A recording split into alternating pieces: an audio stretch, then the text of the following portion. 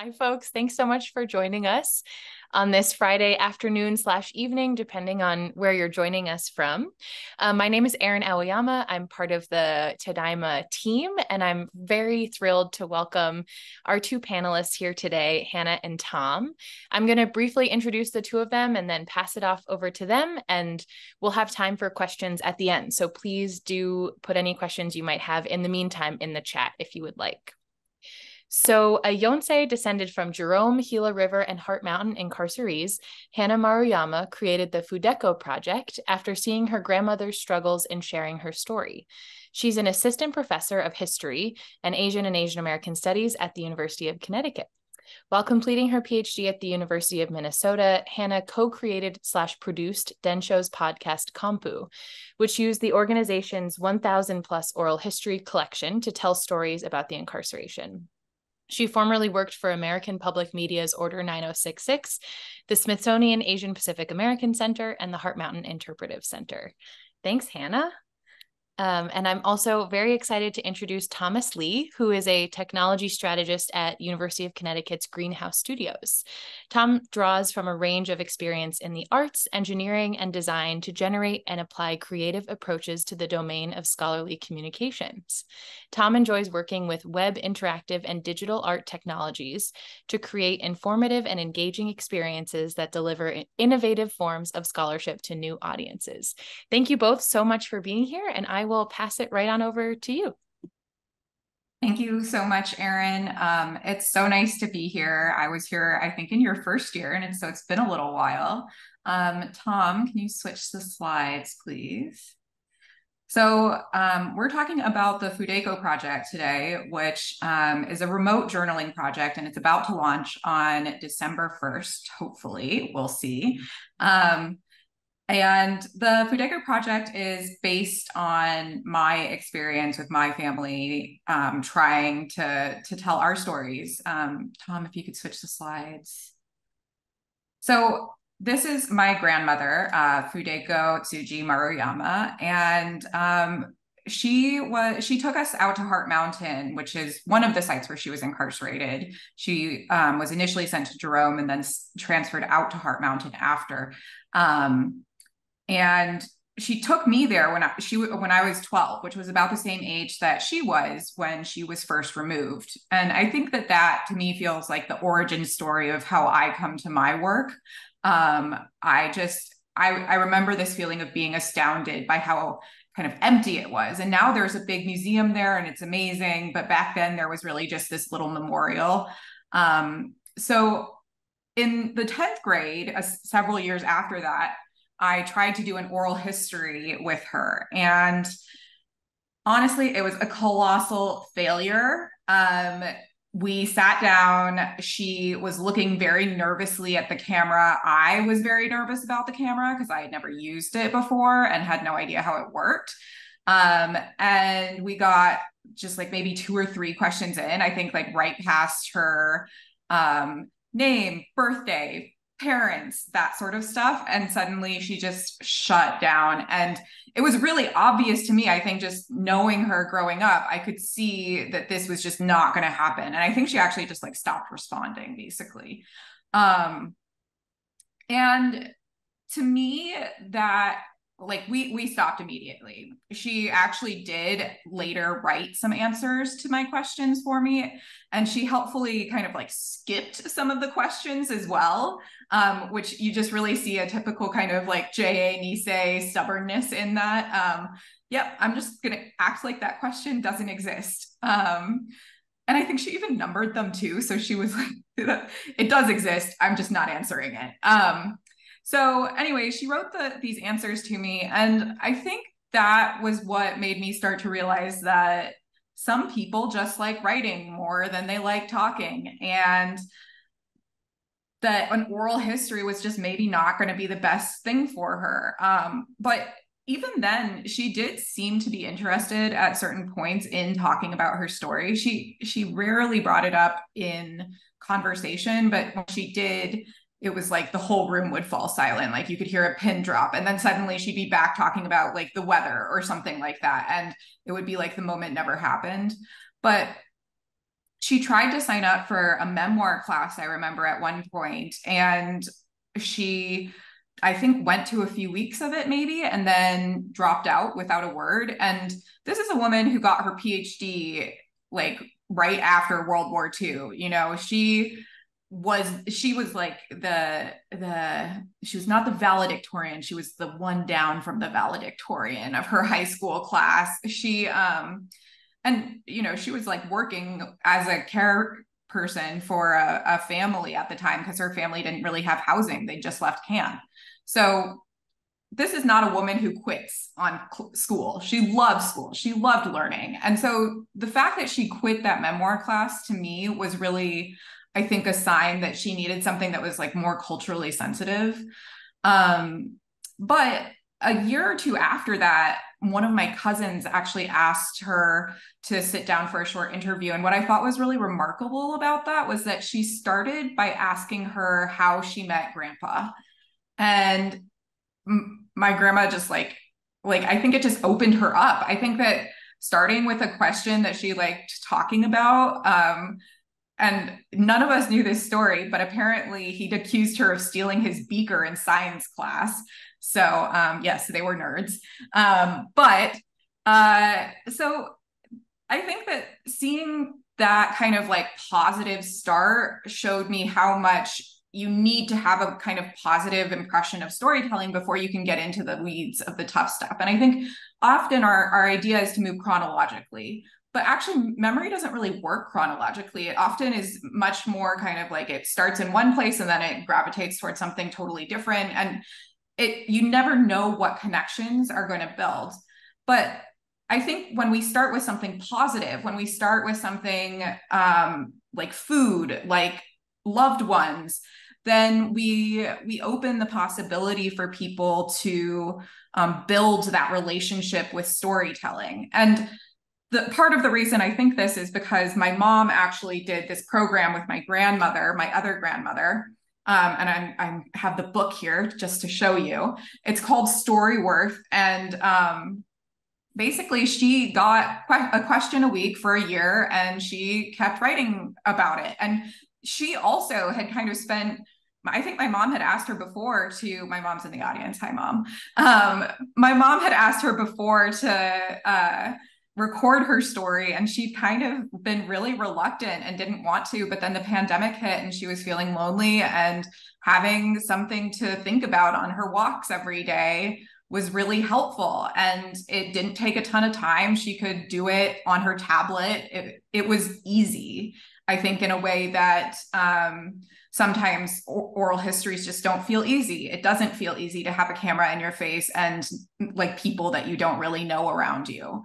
But what I also found really remarkable about my mom's experience with my grandmother is that I started talking to my grandmother and I would see her kind of bringing up her history in ways that she hadn't been before. And that led me to start thinking about what was actually happening, that it wasn't just a recording of history, it was also like a learning process.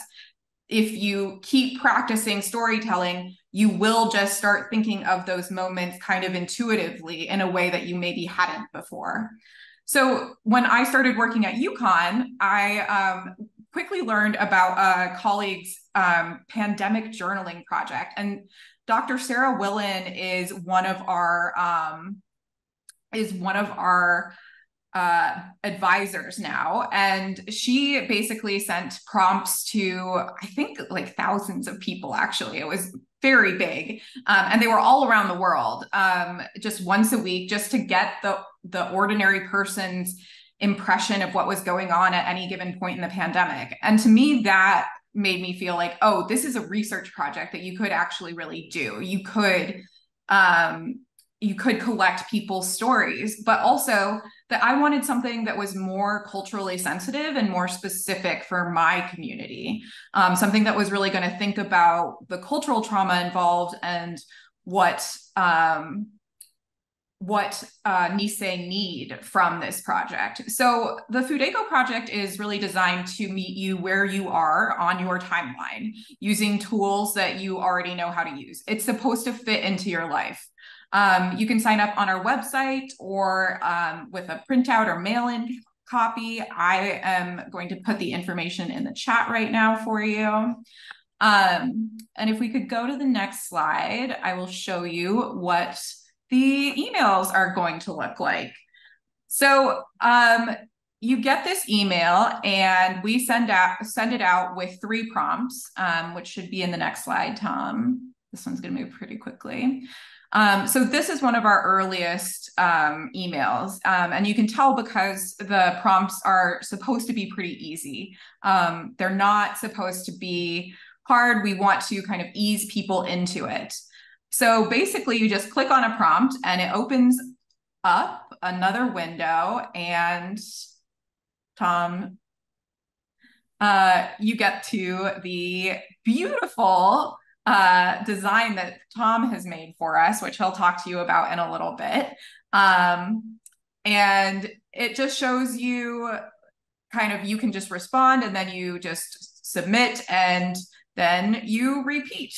And we do ask for a 3-month commitment, but obviously we're not going to stop you if you just don't feel like doing it anymore. And we also do have enough questions to last for a year. So you can keep going basically as long as you want to. It's totally fine if you decide it's not a good fit for you. We actually really understand that that might be the case for many people. And that's partly why we have released the prompts on our website as well, because we think that gives you the opportunity to kind of do it the way that you want to potentially as well. Maybe if you have a loved one who is a former incarceree but doesn't want to necessarily talk with a stranger or do it on email, you can kind of take our prompts and use them to inspire your own workflow. But participants who finish the whole year get a copy of a book with their answers, which is supposed to be a little incentive and memento to keep you all going. Still, all of the participants are going to get access to a shareable digital file that they can either keep private for themselves or share with family and friends. So what I'd love for us to do right now is try it out. If we switch to the next slide, you'll see a couple of the early prompts. So I'd love for you to pick one and write your answer in the chat. What foods did you enjoy as a child? Or tell us about a time you were part of a team. And if you don't want to write your own, try just responding to someone else's. So we also understand that some NISE are not going to be on email. They might be unfamiliar with it. They might just not like to check it. They might not have ever opened an email themselves. So if you don't like it, it's okay. We are also going to launch via mail. And so we'll send out the prompts. And I actually printed out a copy of the one that I just showed you, just to show you that it'll look a little bit like this. And then you send back a version, then you send back your response to us and we scan it and transcribe it for you. So the idea is that you also get that digital file and your loved ones can follow along remotely, even if you're doing it without using the digital format. And I think the digital format does help in terms of getting feedback from people. So, you know, you can only share the physical version with one other person, but if your loved ones can follow along, then they can actually give you feedback and they can say, oh, like, here's a follow-up question that I had, or, you know, you used to tell me this story as a child. I'd love for you to go into that at some point in your responses. So I wanted to give you a quick look at our prompts list, but you can also just go to our website and get the whole list there. There's quite a few of them. And as you'll notice, they kind of get progressively harder. So that is part of our methodology and design. And we have a few core principles that I wanted to talk to you about. Tom, if we could switch. Thank you. So the first one is that we're trying to build positive associations and comfort with storytelling and then ease into the harder topics. The second is that we really want you to develop confidence in yourself as an advocate for your story and your needs. And the third is to create space for joy. And I did have a typo there. It is supposed to be peace. Not sure why it's Christ. While integrating traumatic experiences into wider life narratives. The first one, if we go into it a little bit in a bit more detail, we see this through weekly repetition, the small doses. These prompts aren't supposed to take you more than 30 minutes. We also really want this to be a space for regular positive feedback. Again, getting your family members involved and having them say what they liked about it, what made them laugh, what made them empathize with you. That sort of stuff can really make a difference in whether people come back to it. And that's going off of my anecdotal evidence from my mom's experience using Storyworth. But I think it's really true that when we're getting feedback and we're seeing the impact that our words are making, it really does make a difference. And also that it's easy to use. These tools are familiar. All of this is designed to help you feel comfortable with the project. The next one is that you are the best advocate for your stories and your needs. This is a learning experience, but we think it's also really important to treat our participants like they are serious writers too. We are reaching out to writers, filmmakers, poets, historians, and journalists to get writing tips for the participants. And we're also making it very clear that participants hold the copyright to their story. They decide at every turn what to do with it. And they control when they decide to get into traumatic memories by having the choice of which question to answer and having easier options as they go along so that they can kind of opt in and out. If you don't feel it at 1 week, it's totally fine to also just take a break. Having those easy outs, I think, will be really key to creating that comfort that we were talking about just a second ago. So if you look at our prompts list, you'll notice that there's definitely like more than 52 prompts, and having the choice, I think, recognizes that what might feel very easy for some people might also feel very, very charged for others. I think about questions about parents, about spouses, depending on what the story is there. A story about a mother could be a very heartening one for one person and also a very traumatic one for another person. And so having the choices in there is also meant to just emphasize that the storyteller picks what feels good for them.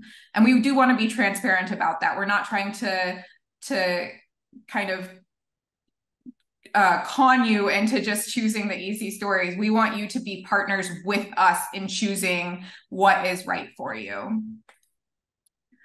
The last part that I want to talk about is creating space for joy and peace while integrating traumatic experiences into wider life narratives. So one of our advisors is Lisa Nakamura, who's a psychologist and has worked with the Tule Lake Pilgrimage on intergenerational trauma and mental health in Japanese American communities. And one of the points that Lisa emphasized to me when we were talking about the project design was that finding ways to integrate traumatic experiences into our lives and into how we narrate our lives can be really powerful for people who are living with trauma. So some of our questions are designed to kind of get internally at how our impressions of events may have changed over time. What forms of protest did you witness or participate in? What did it mean to you then? And what does it mean to you now? Or some of them are meant to help you reflect over the course of the program. What lessons or skills did you take away from your camp experience? And how have you drawn on those after camp, if at all? Have they remained useful to you? Or did you start to feel that they outlived their usefulness at some point? For me, one of the flip sides of talking about traumatic experiences was that it seemed increasingly important to protect space for describing positives as well. Many of us will recognize a narrative of camp that goes something like, it was bad for the adults, but I was little and I had friends next door and we could run around all on our own. And my first instinct when I was little and I heard these stories was, but it was a concentration camp. And it was a concentration camp.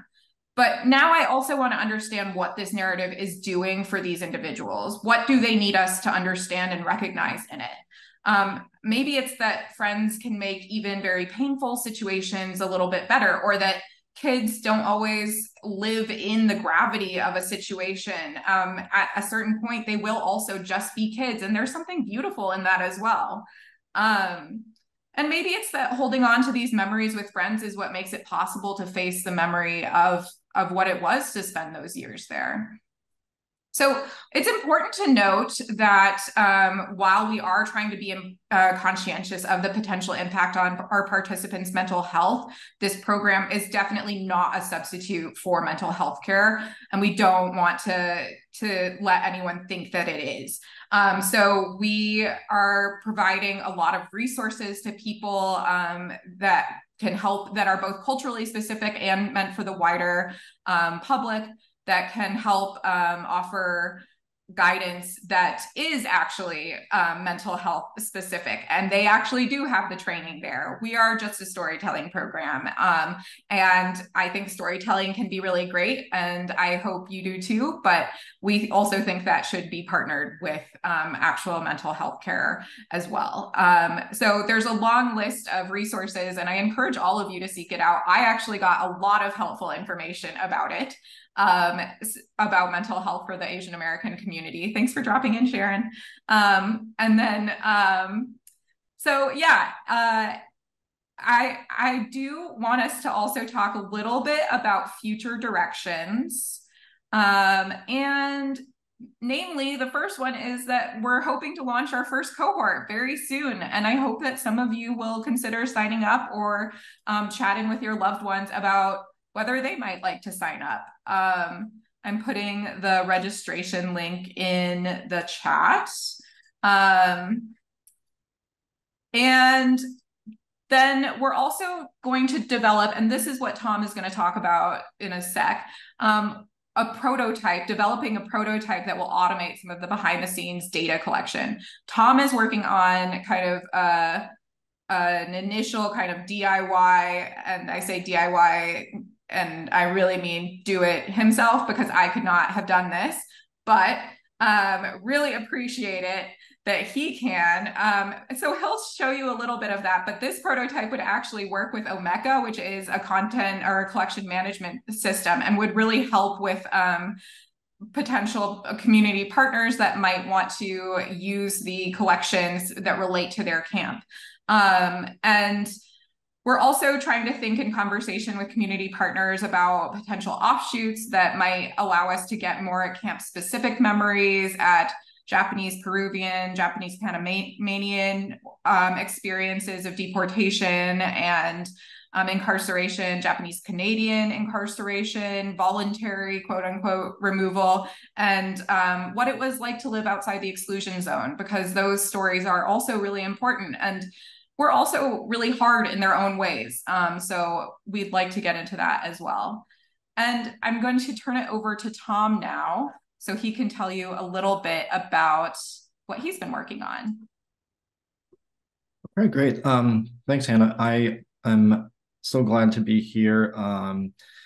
And yeah, that's right. I'm just going to start a new screen share so I can show where this all starts, which is in your email inbox. And so just so you understand what you're going to see here, we're running a test with some of our students at Greenhouse Studios. We're lucky to have around a dozen student assistants, undergrad and graduate, who work with us at Greenhouse Studios. And so this is these are not the Fideko prompts. These are a series of prompts that we've targeted towards them to sort of collect information about their views on professional and personal development.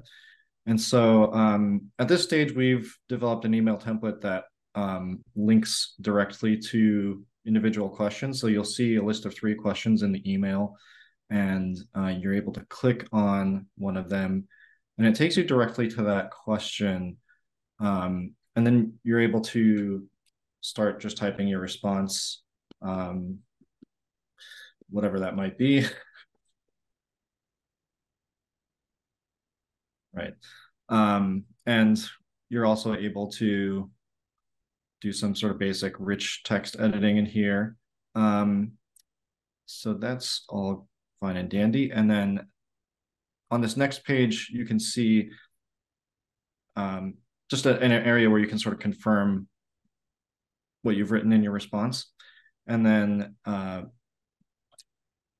this is just sort of a sample of some of the inline feedback that we're hoping to collect for every response. So for each question, we're thinking it would be useful for us to know how difficult it was to answer. And, that may eventually expand into several dimensions because there might be different reasons that a question was difficult to answer.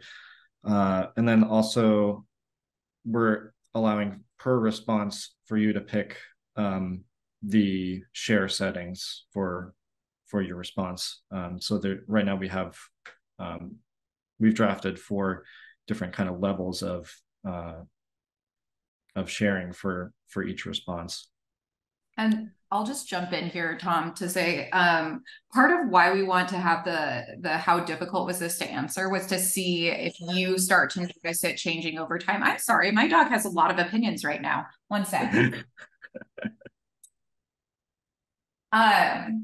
And so I think being able to like track how it's getting easier or harder for you over time will be really helpful, not only for us, but also for you. I'm sorry if you can hear him. Clearly that's not helping. But it's also, I think one of the things that I really wanted was for you to be able to edit your responses and select which release setting you wanted based on an individual response rather than just on the whole. And we do offer an opportunity to release it on the whole if you want to, or to keep it private on the whole as well. But this is a way of saying, there are some things that you might be okay with sharing with the public, and there are some things that you might want to really keep to yourself. So giving you those options is another way that we're trying to ensure that you keep control of your stories. Thanks, Tom. Of course. So yeah, of course, when you're done writing your response, you can just send it right off. And this will end up for now in a spreadsheet that we're maintaining. So this is kind of, like Hannah said, the DIY approach to putting this together. I imagine that rather soon we're going to be moving to a sort of more robust web platform, but for now we can show you a peek of what things look like on our end. If I can open that window.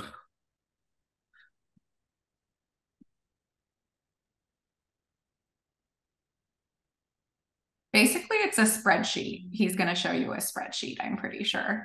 But it'll look really cool for you because we're also working on getting a page that's just your responses for the individuals. Right. So this is how things look on our end. It's, as you can see, just a standard Google sheet. But it's been really useful for us just to develop this quickly and be able to test it out and confirm that the system works as we're hoping it would. So you can see the list of prompts. We maintain a list of everything that we've sent you. This helps us figure out, because we have some logic to how we're sequencing the questions, what you've already answered, and that determines the order that you might see it again if you do want to see it again. That actually reminds me really quick that I should probably show you. No, actually, that's going to be difficult. We're also working on a feature that will allow you to basically indicate that this question is not something I'm interested in answering at all. So that'll also be an option. You won't have to see questions that you don't want to answer in the future. Tom has made it possible for us to basically rotate in questions that you didn't want to answer, but do want to come back to too. So this feature would let you say, I don't ever want to answer this question. Please don't show it to me again. Whereas if you see one question and you're like, well, there are two questions here and I really want to answer one of them, the other question will pop up again for you because Tom has built a way to do that using spreadsheets. That's right. And well, I'm not sure if this is exactly the kind of thing that anyone wants to see, but just in case you're curious, this is just a sample of some of the application code that's responsible for pulling the system together. And I think I'll mention that we're looking at part of it that could be used to sort of automatically generate documents of your response history. So this is just one way that it might be possible for you to view, privately your own response history. And it will just appear as a Google Doc. So Tom is really hard at work. He's been working on this all fall, and I'm very excited about this because before it was going to look like me just sending you emails and then keeping track of everything by hand. So this will hopefully not impact your experience too much, but it will definitely impact how much I can do with this project. So we're really excited about that. I don't think I have anything else. Erin, do you want to turn over to questions maybe? Yeah, absolutely. Thank you both so much. Hannah, I remember talking about this with you like over a year ago, and it's really exciting to see how it's evolved and taken shape. And Tom, I'm glad you showed us that piece of code just to know that I have no idea what you're doing, but it's very cool. I think it's cool too. I think he doesn't think it's as cool as it actually is for the rest of us. Not knowing what it is also cool. It's very impressive looking. A whole other language. So folks who are watching along, please feel free to put questions in the chat or unmute and turn on your camera if you'd like to ask a question. But I'll start us off with a question that Hannah gave me, which is about your logo, which is beautiful. And I also loved how you started this by talking about your experience with your grandma and learning about storytelling sort of through your relationship with her. But I'm wondering what the orange is in your logo. Yeah, I haven't found a good way to talk about this yet, and I've been meaning to add it to our website. But basically, my grandmother there's this story in our family lore that my grandmother's family, her mom brought mikan over from Japan when she moved here to marry my great-grandfather. And so this orange is supposed to represent the orange seeds that she brought over. That orange tree was apparently planted in Fresno. And later on, my grandmother would be like, I have no idea what you're talking about.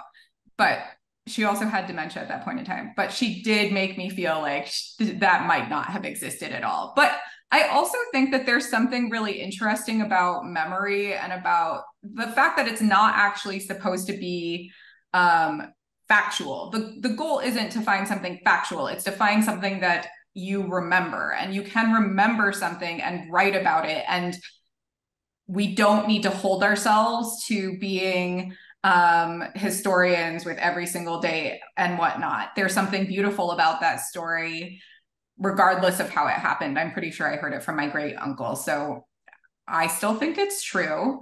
We'll see though. We may never know.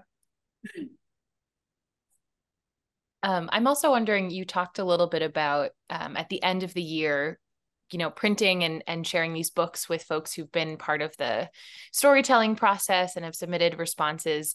Are you planning on doing anything with these stories beyond sort of collecting for families and for descendants, et cetera? Like what are you thinking about as far as after the year is over? I haven't been thinking about that all that much, to be honest. I think I've just been super focused on getting, you're absolutely right. Thank you.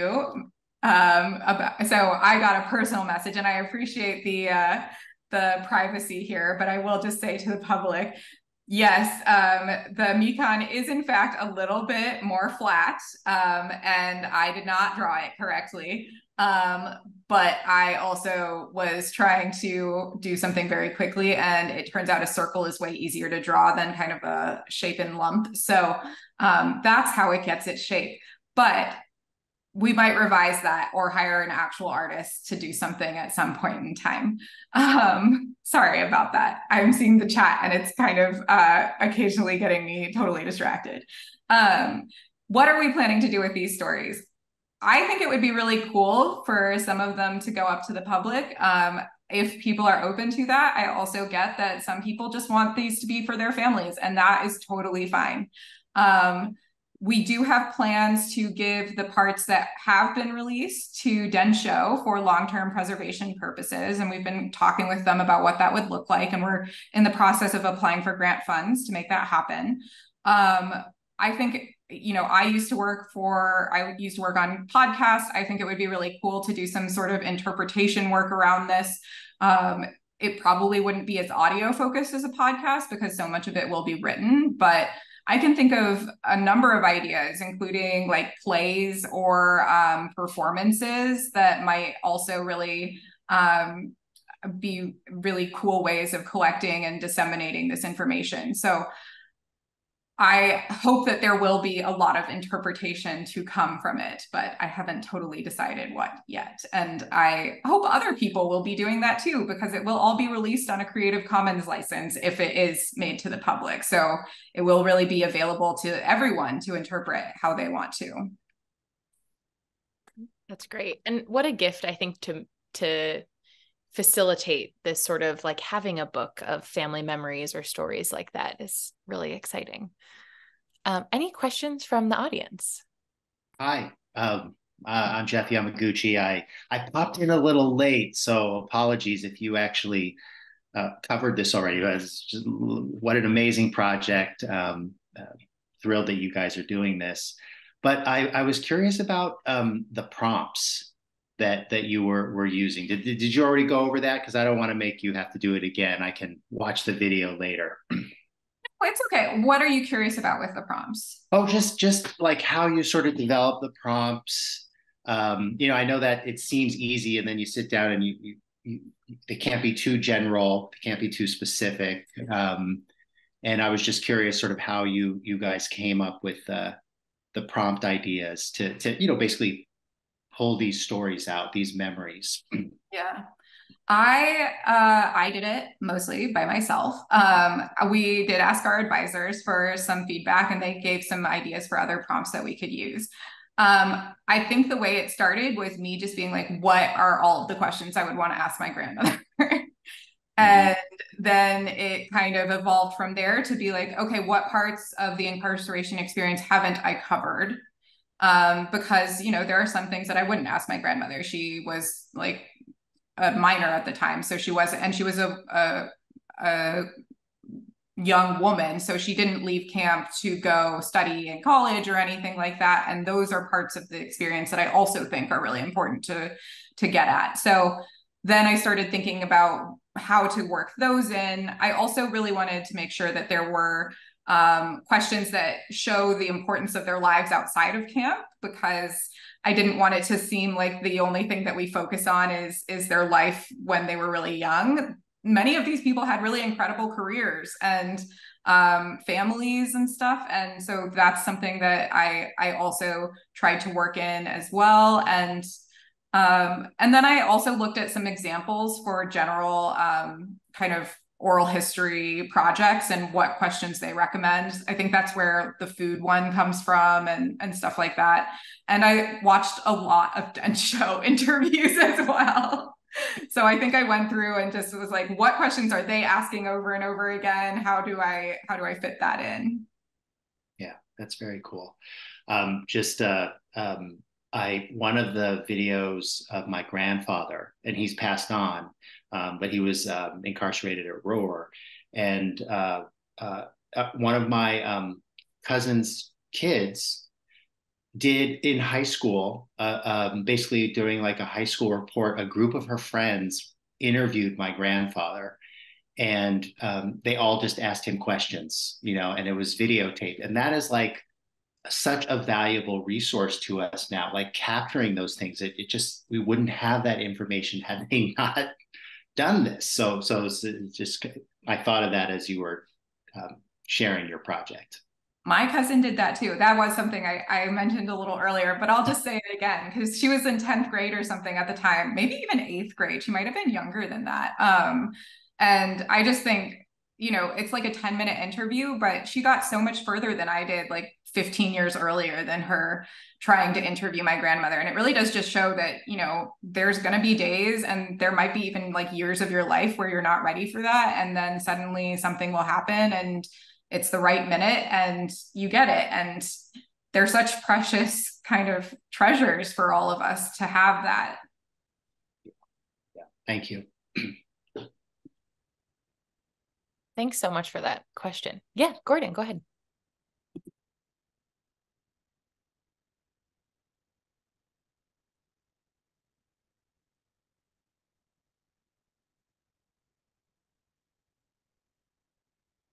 Is someone? Okay, I had trouble unmuting. Sorry about that. I'm very, very enthused about this project. I've known Hannah for some time when she was at the University of Minnesota, and this project in particular is appropriate for so many of us who are a little technology challenged, because email is quite familiar to many of us and very comfortable for those of us who are not quite as adept to some of the more recent innovations.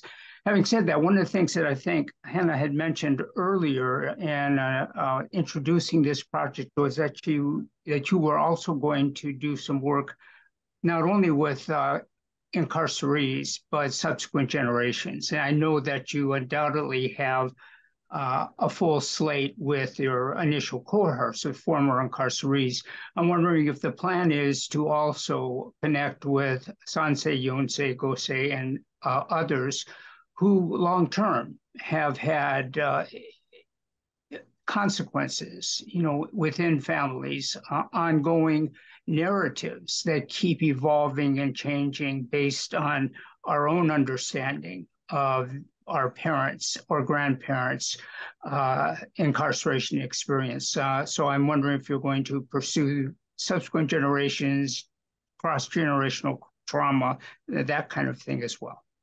Definitely. That is one of the goals for being, so part of why I really want this prototype to happen is that it'll let it automate some of the stuff that's the more mundane, like sending out emails to people. And that just lets me focus on the emails that we're getting back and then making sure that they're actually getting the responses that they need. And so it also means that I'll have more time to actually come up with plans to do offshoot programs. And, some of those are also geared at other members of that generation. But one of my goals is also to especially start to get narratives from Sansei and Yonsei who want to talk about intergenerational trauma in their family. And I think I've talked with my friends about what that looks like and how that plays out in my family. And I think we all have such different narratives of it, but it's a really hard conversation to talk about, especially when, for me, Erin, also growing up on the West Coast, probably not in a huge, super big Japanese American community, you don't really have another peer to like decompress, like, oh, yeah, this sometimes comes up in my family, and sometimes it comes up in ways that don't even necessarily feel explicitly connected. It comes up in communication patterns and stuff like that. So yes, absolutely, that is one of the goals.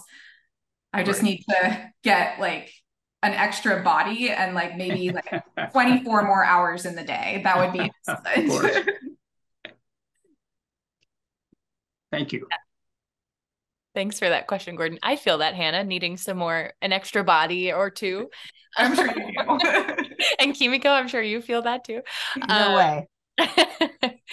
I'm curious, Hannah, this is kind of a question that's going to go off. So answer what of it you would like. But for those of us who might have family members who would like to participate in this project, elders, and maybe need some assistance or encouragement, how can, younger folks or more tech savvy folks sort of support family members who would like to do this? And do you have any advice or thoughts on talking with family members who maybe don't want to participate, not in a sort of forcing folks to do it way, but gentle encouragement, sort of starting to think about this storytelling process?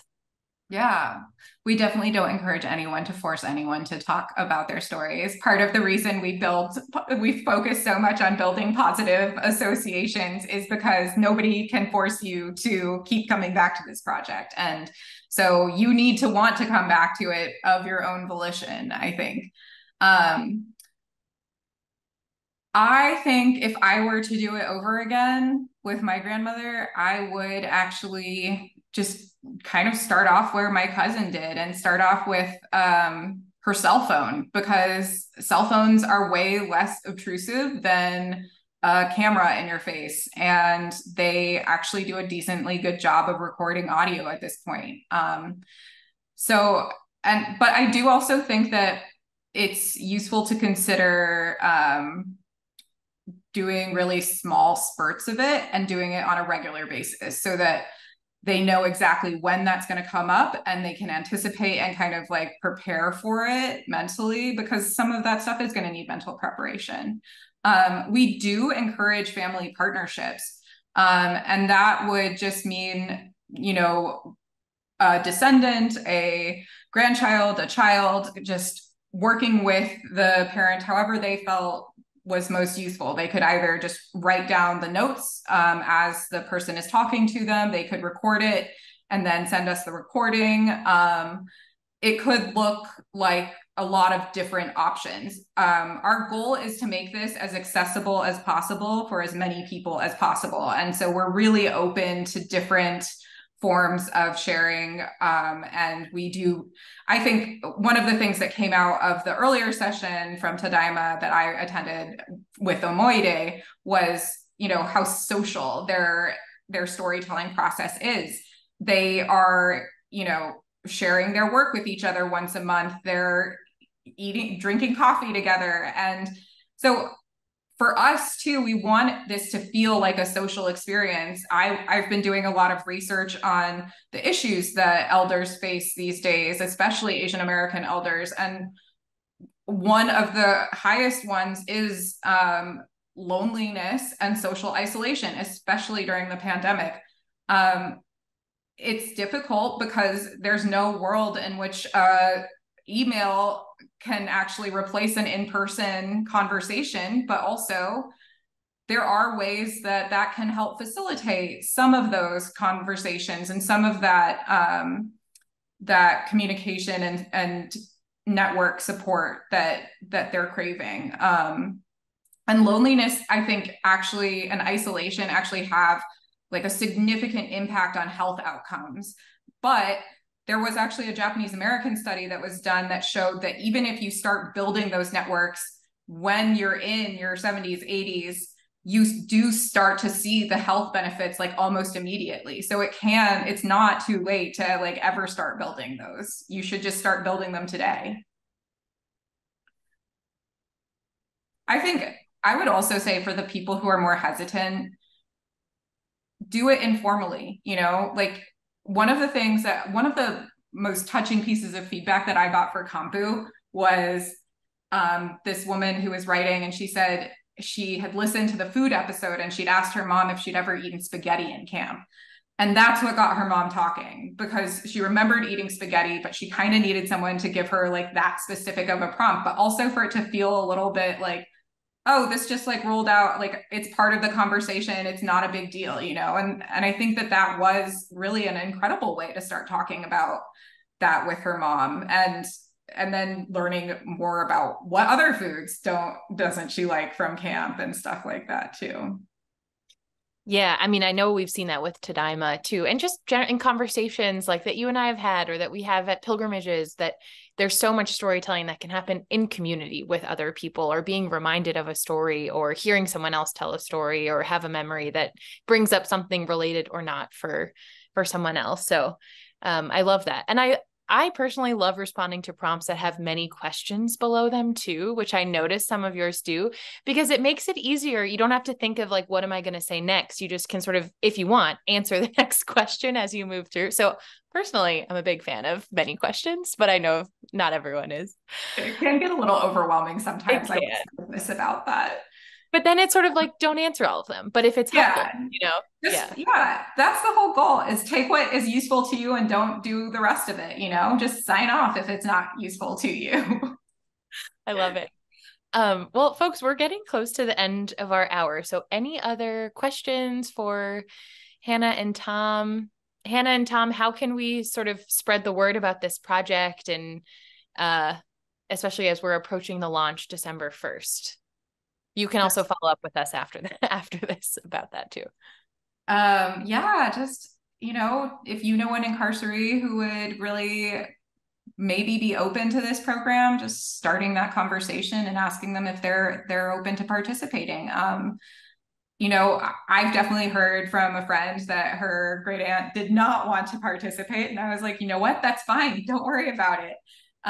But I think part of it is also, we're not just going for the immediate yes, we're also going for the person who hears about it and then 6 months or a year down the line is like, now I'm ready, So it is about also just being patient and waiting for the right moment. But I really appreciate all of the people who have been spreading the word in their own networks. And those personal connections are what make people want to invest in something like this. And it is quite, even if it is 30 minutes a week, it still adds up to quite a bit of time and energy over a year. Thank you to our small but mighty audience. We really appreciate you coming out for this. Oh, I do have a question, actually, sorry, that went right to me from David Fujioka before we fully close. Will there be any options to submit photos along with the writing? That's a question for Tom. I think we were just talking about the need for that, though. It's a great question.